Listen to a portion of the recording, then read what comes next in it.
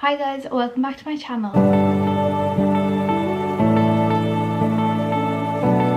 So in today's video we are going to be talking about 10 things I wish I knew while I was pregnant / 10 things I want every single pregnant woman to know. Okay, so the first one, you're going to regret not taking bump pictures and bump progress photos. I know that while I was pregnant with Oliver, obviously it was such a shock that we were having him and it wasn't something that I thought that I was going to want. I really was just against taking photos, and Joseph kept telling me, Leah, take the photos, you're gonna regret it.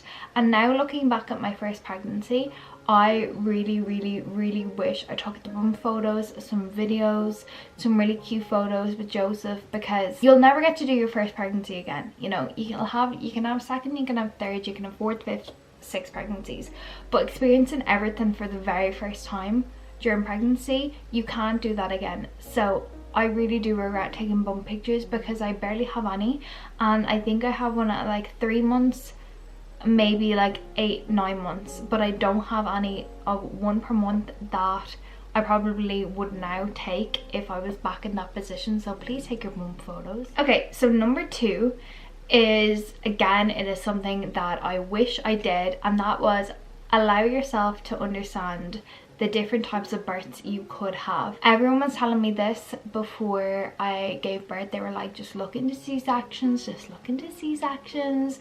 And as you will know if you've watched my pregnancy videos, I was like, nope, I'm not even putting that bad energy out there. I'm gonna have a natural birth. And look what happened. I had a C-section. If you were thinking about ignoring certain thoughts of a birth, like a natural birth, or if you were ignoring thoughts of a C-section, please just even do the smallest amount of research into it, just so you're prepared if those situations happen. Because the fact that I went in blind, I didn't know what I should be doing for aftercare. I didn't know what I should have brought with me to the hospital in the just in case.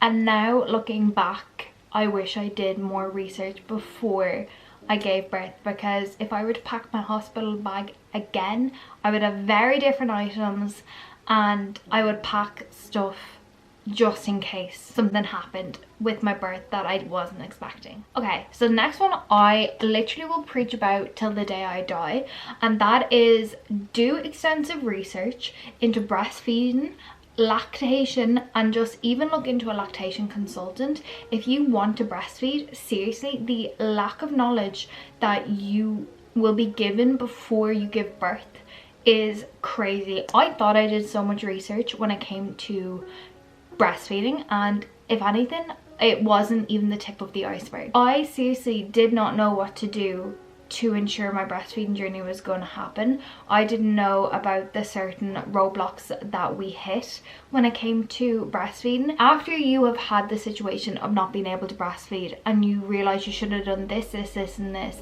you're like, how was that information not given to me, and how did I not know that information before I even gave birth? Okay, so the next one is a bittersweet one, and that is you are going to lose a lot of friends. This one happened for me.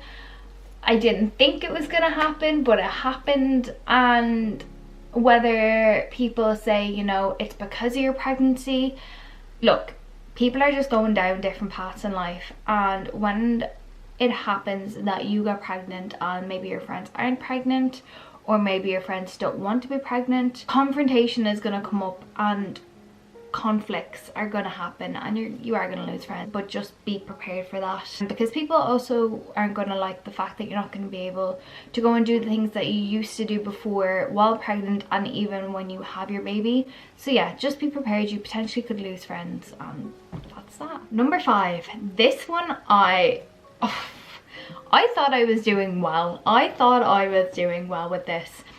Even though you've whittled it down to just having, you know, initial family as visitors, you need to whittle it down even more. I'm not joking you when I tell you, myself and Joseph thought we were doing this shit. We made it clear to our families, no one is allowed to visit us for 2 weeks until we are settled, except for our initial family, that being our parents and his like siblings and some of their partners. And now looking back, I regret even letting anyone beyond our parents see him. It wasn't because there was anything wrong that they did, absolutely not. It was because of how exhausted I was. I cried days upon days because we just had visitors coming every single minute of the day. And even though they may think, oh, but I'm only here for a half hour, you're my 5th half hour of the day. Do you get what I mean? So even though you might think it's only been a half an hour, I've been entertaining people for 2.5 hours. And now we wish we literally just had it at grandparents, like as in like my mum and dad and then Joseph's mum, because I was exhausted. So the reasons being is I'm a first time mum.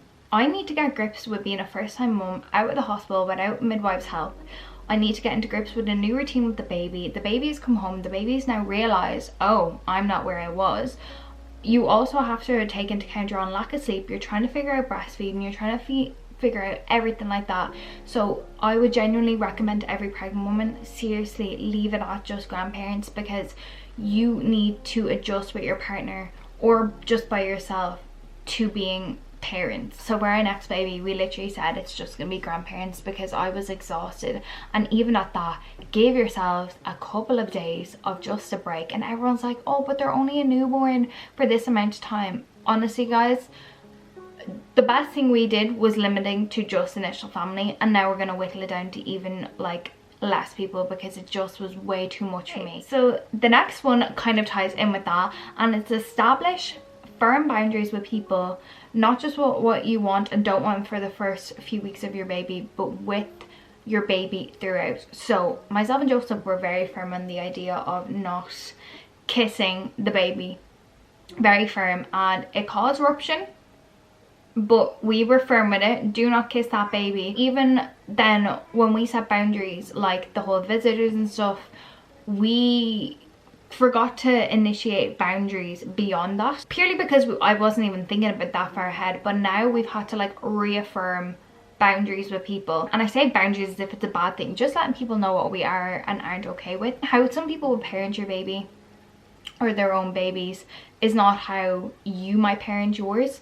So when it comes to it, just make sure you're extending your boundaries beyond a newborn. Okay. The next one is, you do not need half of the baby stuff that people say you need. You see a lot of people, you know, doing up nurseries and, you know, buying all these crazy baby things. You don't need half them. Once baby has food, clothes, change a nappy, that's all you're gonna need. Honestly, you don't need to even thinking about a nursery while you're pregnant. If you have the space and if you have the time and if you have the budget, perfectly fine. But when I tell you, your baby is going to be in a bassinet beside you for the first however many months of its life, and then when you choose to move it into another room, again, all you need is a bassinet in another room. This whole thing of like, you need a changing table, and some people love it, some people love it.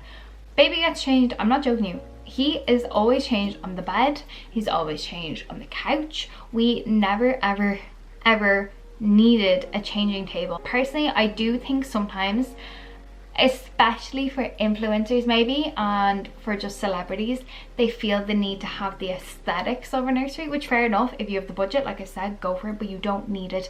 Don't feel pressured into needing that, because you really don't. I do think it is more for show than for convenience, but in saying that, some people do use it, so who am I to say? But seriously, if you're worried about not having the changing table, if you're worried about not having a nursery ready, honestly, all you need is food, nappies, clothes. And speaking of that, when it comes to needing things, you do not need newborn clothes.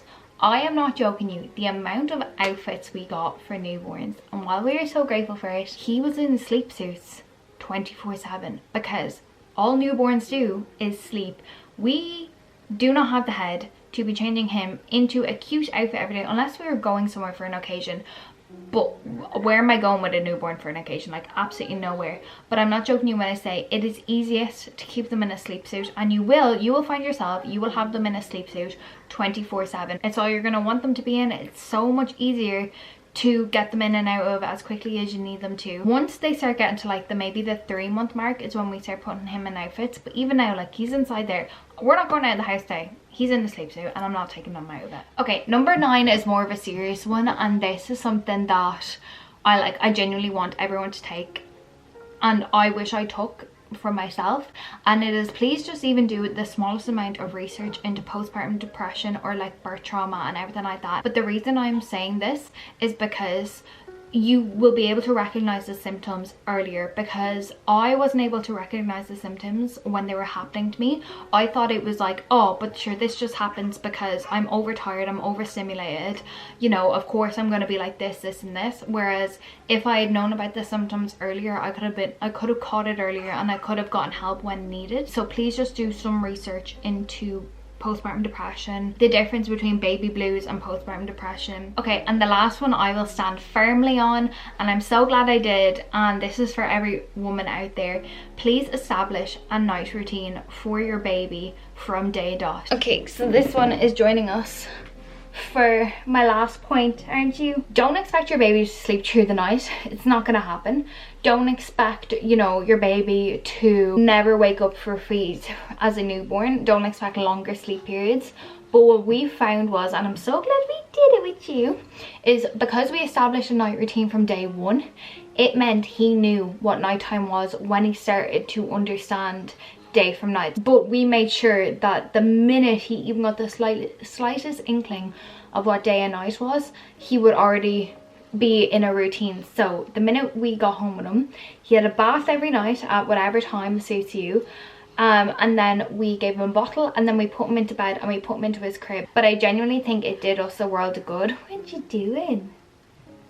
What you doing, Squish? I genuinely do think it gave us the head start for a night routine, and now he literally is the best night sleeper. He always has been. He went through the 4-month sleep regression, which killed... Now you've got lipstick all over you. Which absolutely killed me. But we got out of it so quickly because we continued our nighttime routine as we have done from day dot. So it meant that he was able to get out of that regression quicker, because if you, oh thank you, if you don't have a night routine when you get to that 4-month sleep regression, you are gonna struggle because they don't have a routine, so they don't know what they should be getting back into. So I genuinely believe having a nighttime routine with him from day dot has helped. That is basically all my 10 tips that I wish I knew during pregnancy, and that I want every woman to know and understand while they're pregnant as well. So yeah, thank you guys so much for watching. I really hope you enjoyed today's video. If you did, please give it a big thumbs up. Yeah, make sure you subscribe, and yeah, I will see you in my next video. Bye.